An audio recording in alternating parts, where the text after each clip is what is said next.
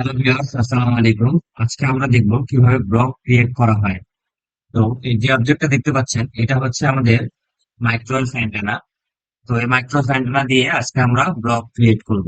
তো প্রথমে আমরা ব্লগ কমান্ড দেই, বিএল টু এন্টার। দেওয়ার পর ব্লকের নেম আমরা দিব হচ্ছে, যেহেতু এটা মাইক্রোওয়েভ অ্যান্টেনা, তো মাইক্রোওয়েভ অ্যান্টেনা দিলাম আমরা।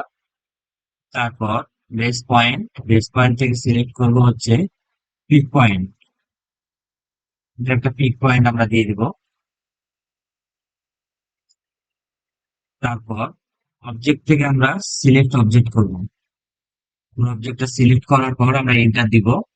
এন্টার দেওয়ার পর এখানে ব্লক ইউনিটে চলে আসবে। আমরা ব্লক ইউনিট থেকে আমরা সিলেক্ট করব হচ্ছে ইউনিট লেস। তারপর ওকে দিয়ে দিব। তারপর ক্রিয়েট ফাইল। ইয়েস, আমাদের ব্লক ক্রিয়েট করা হয়ে গেছে। Thank you. Thanks for watching this video.